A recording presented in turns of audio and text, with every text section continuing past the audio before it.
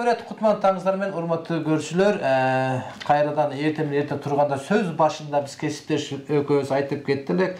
Жагымдуу ыр жан берекет деп турабы? Туура. Андыктан бизде аябай сүйкайган сулуу кызыбыз мейманда Канышай Сүйүнбай келип отурат. Эстрада фольклор ырчысы. Ошондой эле бул жөнөкөй кыз эмес, 40 кыз тандоосунун атында фестивалдын катышуучусу. Куш келипсиң. Саламатсыздар. Жакшы иштер? Жакшы, рахмат. Кутмандыңыз менен. Маска гана кийди эле кийген. Өзүңөрдө гана. Лифттен чечип койдук. Ишеним жакшы экен деп элемби? Эң биринчи ирет Кутман каалап сизге жакшы маанай бизге бериш үчүн бир ырдан баштабайсызбы? Кандай дейсиз? Макул, мейлиңиз. Себеп дегенде биздин уктап калган кичине теле көрүүчүлөрүбүз бар. Комузду көргөндө кайсы кыргыз ойгонбосун дегендей. Кайсы чыгармаларды билесиз? Мен комузга салып, эстрадалык кырларды попурри кылып бератам. Ой, сонунда.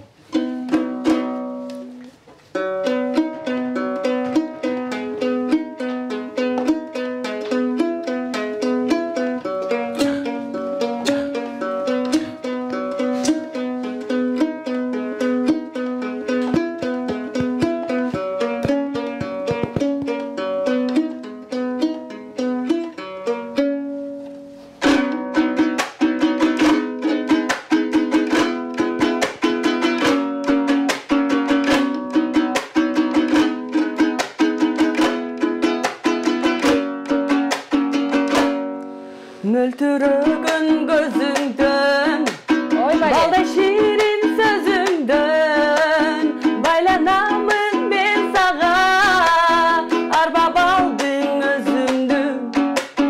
Ушунчалык ашыгып, көрбөй калсам сагынып, жаным тынбай коркомун, каламбы деп айрылып.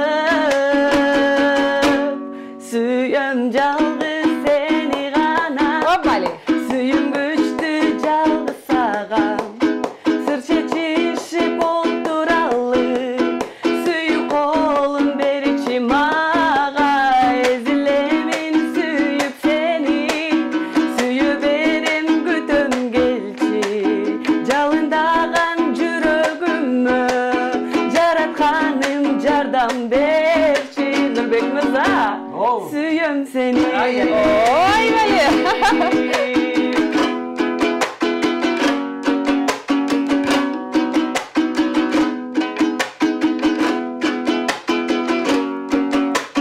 Жаным сүйүп жандай көргөн жар элең, маңдайыма күйүп турган шам элең. Сен бир булбул бутагында сайраган, сен бир мага көлөккөлө жар элең. Өткөн күндү сен эстедиңби? Жүрөгүмдү эзбедиңби сен? Көрбөй калсам сени, сагынчу элем мен күтүп сени. Жалында өзүң, ортодо жайнап турду көзүң. От болду сезим, сырымды билбейсиң кеттиң. Жалында өзүң, ортодо жайнап турду көзүң. От болду сезим, сырымды билбейсиң кеттиң. Жылдар өтсүн арадан,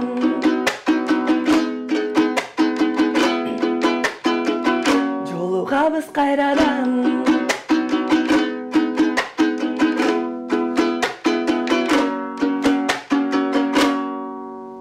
Ой, бали. Деп туралар. Эң сонун. Канышайдын комуз чертип атканын көрүп, ай, ушунчалык эле оңойбу комуз чертиштедин да, анткени ушундай жеңил тартат экен да, тим эле чыкылдарды. Бул кызыбыз Барскондун этегинде отуруп алып шаркыратма деген жери бар. Барсконд ошол жерде жалаң шаркыратмага тууруп жуунөр аябай бою узун болуп сулуу кыз болуп кеткен экен. Эң сонун. Канышай, айта кетсеңиз, ушу чыгармачылык жакка кандай чогулуп келип калдыңыз? Канча жыл болду бул жактын жуурулушуп калганыңызга бул жакка? Кичинекей кезимден эле негизи үй бүлөлүк ансамблыбыз бар. Апам төкмакын, жамакчы, өзү да аккордеон чертет, комуз чертет. Жаш кезинде актриса болуп да иштеген. Ошол апамдын өнөрү бизге өтүп, бүт эле үй бүлөдө баарыбыз эле ырдап, чыгармачыл адамбыз. Анан мындай профессионалдуу түрдө окуп алып кеткени жалгыз менмин да. Анан жаңы эле бүттүм окууну буюрса. Бир 6 жыл болуп калды, ушундай бир аз мындай жакшыраак неметип атканымачы, киришип атканыма. Болбосо 5 жашымдан баштап эле ырдайм. Эң сонун. Бир Алмагүл эже көбүнчө ушул Манасты айтчу да. Төкмөлүк жак барбы сизде? Мен жамактап коем. Жамактап кой. Апам жамакчы, бирок мен тамакчымын да. Ооба. Кыркыз деген сөз аябай долбоору көтөрүлүп чыкты. Ушуну кимдер ойлоп чыгарды кыркызды? Кыркызды Дана Абдыбекова, Элнура. дагы Элнура эжелер негизи долбоорду көтөрүп чыккан. Кыргызстандагы 40 райондон кыркызды алып, ошо ар кандай салттуу өнөрлөр менен ат чабышат. Өтөсүнө чыктыбы? Кандай болуп калды? Кийинки учурларда угулбай да калды. Ал негизи бир эле республикалык фестиваль болчу, бир эле жолу өткөрүлчү. Анан мен ал жака мындай эң фестиваль башталардын бир 2 күн калганда эле мындай бир кыздын ордуна эле замена болуп эле катышып калгам негизиненчи. Анан Көп нерсени үйрөндүңбү ал жерден? Үй тиккенди, буй сааганды? Жок, үй тиккенди эмес, биз жааттык. Жаатканды үйрөндүк. Камырды жууруп, кесме кескенди, колго кескенди үйрөндүк. Андан башка дагы өздөрүнүн кандай талантың болсо ошону көрсөтүү керек болчу. Анан такыр макияж жок, кирпик менен андай кирпик каш тырмактар жок талап болчу да. Ушундай өзүңдүн нукурак мындай сулуулугуңду көрсөтүү. Ошондо кандай болуп калдың деп билбейм. Сонун эле болуп калдым. Азамат. Буга чейин ошондо камыр жуураганды, уй сааганды билбейт белеңер? Жок, такыр жок. Ошол жактан үйрөндүңөр. Сонун долбоор болуп турганда. Турмушка чыксаң бат эле үйрөнмөксүң. Буйрса. Дагы айта кетсең ошондой чыгармачылык жакта буга чейин да же болбосо мындан кийинки дагы кандай пландарың болуп жатат? Же ушул азыркы карантин кичине буруп өзгөртүп койдубу? Жок, ушул 2020-жыл мага тескеринче аябай жакшы жылдардан болуп башталды. Чыгармачылык жылы болуп башталды. Анткени мен Нурлан Мамакеев аттуу продюсер менен иштешип баштадым. Бирок карантин көптөгөн эле биздин идеяларыбызга бир аз каршылык көрсөттү. Бирок биз 2 киностудия салып аткандыгына байланыштуу азыр мындай жумушка өзүбүз дагы мындай өтө кирише элекпиз да. Ошо ремонттору иштери бүтүп, мындай стройка жүрүп аткан маалы. Ошон үчүн бир аз токтоп турат азырынча, бирок көптөгөн идеялар бар. Эң сонун ийгилик. Карантин учурунда экзамендерге кандай кылып даярданат? Онлайн түрүндө экзамен тапшырдык. Мугалимдер уруксат берди да? Онлайн түрүндө тапшырдык. 10 күн аралыгында экзамендерди бердик. Кадимкидей эле жанагындай атайын приложениялар чыкты го. Тиркемелер ошолор аркылуу экзамендерди бердик дагы, бирок мамлекеттик сынактарды биз университетке уруксат алып, ошо өйдөдөн уруксат алышып, бизге уруксат беришти да. Айдайды көп сүйлөтпөй ырдатпайлыбы я, ырдатып келип атат Айдай. Канышайдыбы? Айдай дейбиз, айга окшошун. Азамат. Ооба, туура айтасыз. Жагымда чыгарма тартылды эме дагы. Биздин үй бүлөдө баарыбыздын аттарыбыз ай менен бүтөт да. Толгон ай, алтын ай, күмүш ай депчи. Канышай. Анан жөн эле Каныша деп коймак мени негизичи. Анан уйкаштырып эле ай деп кое берген да. Ошо мырзалар кандай Айдай десеңиз деле болот. Жакшы. Өзүңүздөр байкагандай бир аз сыркоолоп турам, бирок ага карабастан ырдап бере берем. Анткени мага Азаматсыз, такыр жакпайт. Түз эфирде ырчылар келип атпан, ырдап береличи, тамам урат эле деп мындай кача беришет го. Мен такыр качпайм. Мен тамагым ооруса дагы ырдап берем, оорубаса дагы ырдап берем. Үнүм чыкпай калса да ырдап берем. Айбайли. Жанагы Папурин эле улай. Аха. Алдыга, ошону эле улап ырдап кетейин.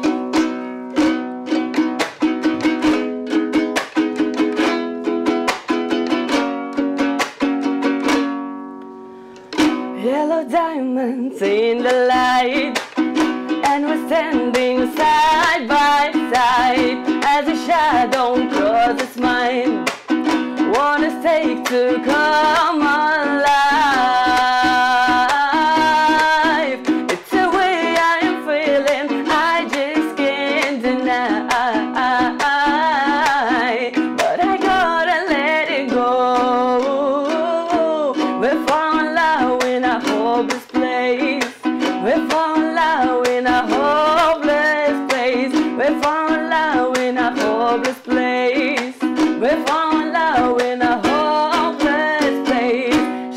light through an open door. Love and life I will divide. Turn away 'cause I need you more. Feel the heartbeat in my mind. It's the way I am feeling, I just can't deny. But I gotta let it go. We found love in a hopeless place. We found love in a hopeless place. We found love in a hopeless place. We found love in a hopeless place. Солнце светит и растет трава, но тебе она не нужна.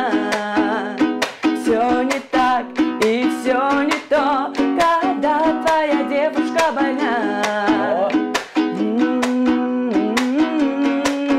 Когда твоя девушка больна.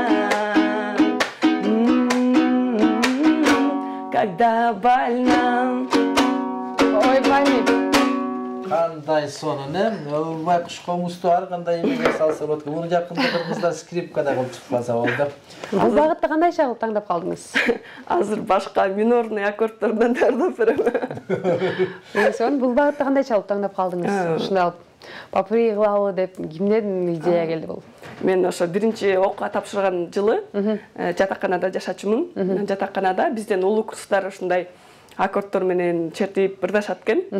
Көп ырларды салып, анан кийин ошондо жана бир 5-6 жыл мурун комузга деген кызыгуу такыр жок болуп кеткен да жаштардачы. Гитара. Гитарадай кылып, англисче ырларды салып, мындай современный бир ушундай кылгандан кийин кызыгуулар пайда боло баштады да. Анан ошо мен дагы кызыгып, биринчи үйрөнүп, анан чертип ушундай. Кайсы илимпоздор, чоң комузчулардан кээде сөз кайрып калышпайбы? Буну неге мындай куудултунар курбаналып аткандай комузду издоставение кылып атасың? Бир жолу Санжира радиосу уюштурган сынакка катышып, ушундай гитара кылып ырдап берсем, чоң комузчу байкебиз айтты эле, комузду комуздай чертиш керек, бул Кыргыздын улуттук аспабы болгондон кийин мындай башканы салбагыла деп. Анан мен айткам, мен бул нерсе менен комуздун универсалдуулугун көрсөткүм келди. Башка комуз бардыгын келтире алат деген мааниде. Ар нерсе өз убакыты менен туура. Бул дагы жакшы жөрөлгө. Мундагы кийин башка мамлекет деле суктанып караш керек. Муну менен попури гитара кылып колдонсо болот турбайбы депчи. Жакшы, ийгилик каалайлы. Сону. Буга чейин дагы канча чыгармаңар бар эле? Буга чейин көп эле ырларды ырдап жүрөбүз негизи. Баягыдай бизде ботко тойго деген запистер, концертке деген запистер, бирок мен ошо чоң шоу бизнеске деп чыгарган ырым ошо жакында эле жок 2019-жылы презентация болгон. Клипи 2020 чыкты да. Ага чейин Нышанбай агай тарткан Бордезген Боронбай аттуу кинотасмада саундтрек катары ырдаган болчумун. Эң сонун. Ошо 2019-да чыккан ошо ырыңызды анда бир угуп көрбөйлү? Комузга келбейт ал. Сиз мындай кыла, жана өзү башка айтып кеттиңиз. Мажор, минор деп айтып калбадыңызбы? Балким чиң-чиң-чиң жок эле. Жашынакы кыргыз ырларынан ырдап берсиз. Ошентеличи. Ошентеличи. Комуз, ушунча комуз келгенден кийин. Өзүнүн кайрыгы менен угалчы.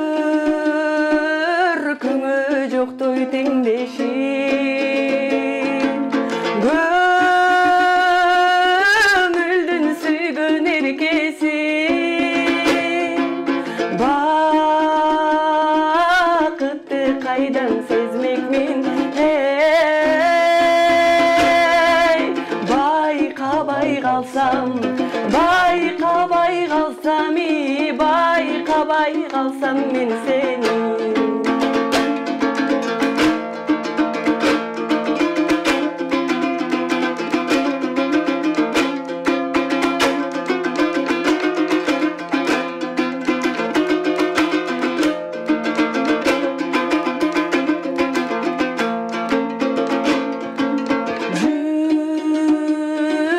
Жүректің сезбей арзусын,